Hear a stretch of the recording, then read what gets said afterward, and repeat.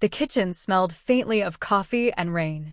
Marilyn sat at the wooden table, fingers sticky with tape from wrapping tiny Aloha keychains.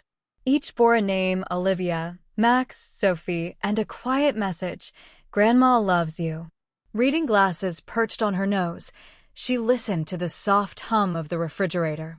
3 years she had saved, planned, imagined this trip, a week on golden sands, waves brushing grandchildren's feet, lanterns flickering in memory of James, her late husband. Her phone buzzed. The screen lit up. "You won't be joining us. My wife prefers her family only. You've done your part by paying." 11:02 p.m. 2 nights before the dream she built collapsed. Marilyn set the phone down. No call. No kindness. Just absence. Her heart twisted in disbelief and shame, quiet and unyielding. She ran fingers over the duffel bag, sundresses folded carefully, lavender candle, photograph of James smiling in Hawaii light. This was meant for their night on the beach. She imagined little hands holding hers, grandchildren laughing, stories of James told aloud, but the laughter would not come. In the dim glow of under-cabinet lights, she felt sadness, but also resolve. Her sacrifices, skipped pleasures, tutoring hours, cold nights endured, had been treated as a transaction. She opened her laptop. The Hawaii Travel Fund glimmered on screen, $21,763.84. Each dollar was hers. Hovering over the freeze account button, she did not click. Not yet. Instead, she typed a new list: women overlooked, forgotten, undervalued: Carol, Beverly, Louise, Frances. Names of those who deserved recognition. She closed the document, returned to the account. Fingers trembling slightly, she paused. The hum of the fridge, the night air brushing the window, became a drumbeat. She could end it now. But she waited. For clarity. For justice. For something stronger than revenge. Freedom. Subtle signs had been ignored for years. Holiday photos without her, whispered remarks, minor corrections in front of children, all a slow erasure. Nathan, once devoted, had become a silent accomplice. She remembered pink tulips in March, heartfelt cards, "My mom saves the day" drawings. Now she was a ghost among plans she'd funded and crafted. Marilyn scrolled the itinerary: flights booked, villa reserved, excursions paid. She realized the truth: she was invisible to them, yet still expected to finance their joy. A slow, burning clarity took root. She was the vault they assumed would never lock, the bank they believed would remain open. She imagined their airport faces, Tanya smiling with controlled certainty, Nathan forced to maintain politeness under her gaze, kids laughing as if nothing had changed. And she felt the first warmth of power, agency. Pouring tea, holding the warmth between her palms, she let quiet settle. She pictured a different Hawaii, one not bound by entitlement or familial neglect. She could host, not for approval, but for joy. Her dream, once marred by betrayal, became hers again. Memories of James surfaced, him sunburned, wearing a bed sheet like a cape, their shared sandwiches, laughter under the Hawaiian sun. She smiled through tears. This trip had been about love, and she would reclaim it, not for them, but for someone deserving. Morning came with no resolution. The plane would depart, the villa waiting. Marilyn sat with the glow of her laptop, eyes on the freeze account toggle. Fingers hovered, heartbeat echoing in her ears. Texts arrived. "Mom, it's weird at check-in. Can you check the account?" She ignored. Voicemails multiplied, a rising tide of panic. Nathan's voice sounded strained, Tanya's clipped.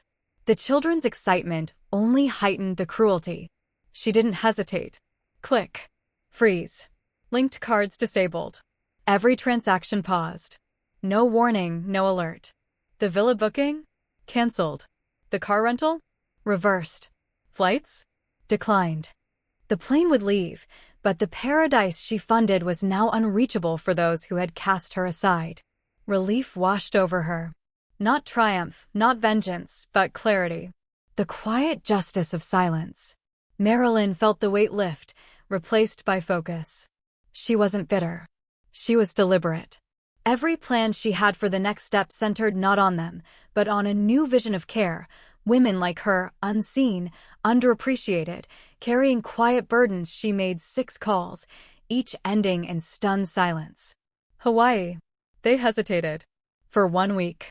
No catch. Just presence.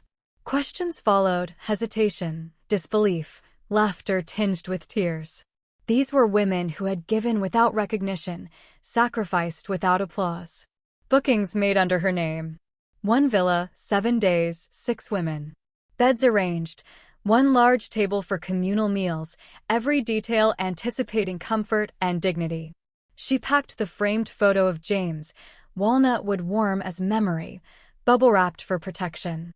The villa, perched above the ocean, welcomed her chosen family. Palm trees swayed. Salt air kissed the skin. No one questioned her. No one excluded her. The table filled with laughter, tears, stories, shared without agenda. Each night, candles flickered beside James' photo, honoring memory without expectation.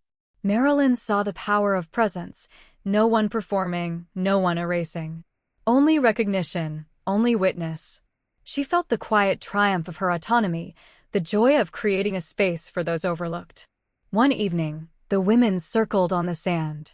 The moon shimmered across the waves. They carried small tokens, whispered names, released burdens they had carried silently. Marilyn's heart surged as she realized she wasn't alone, and she never truly had been. She struck a match, lighting the last lavender candle, its flame steady, deliberate. Beverly reached for her hand. "I didn't think I'd feel this.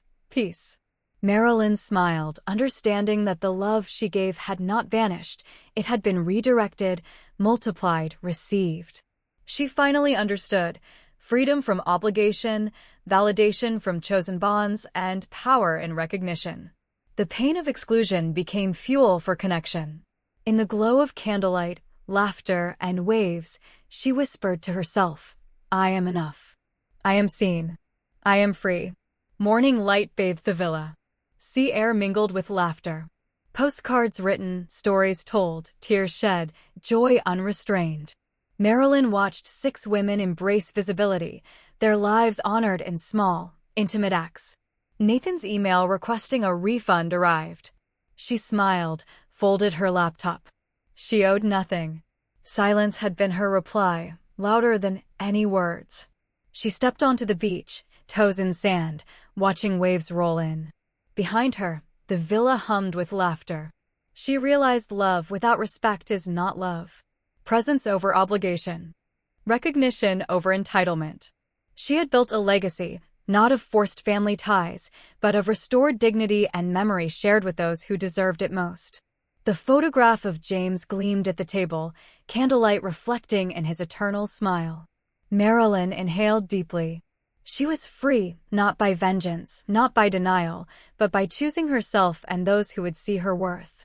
For the first time in decades, she felt light. The dream, once a family obligation, became a celebration of memory, love, and deliberate care. She had been left out, but only to find the ones truly walking her way.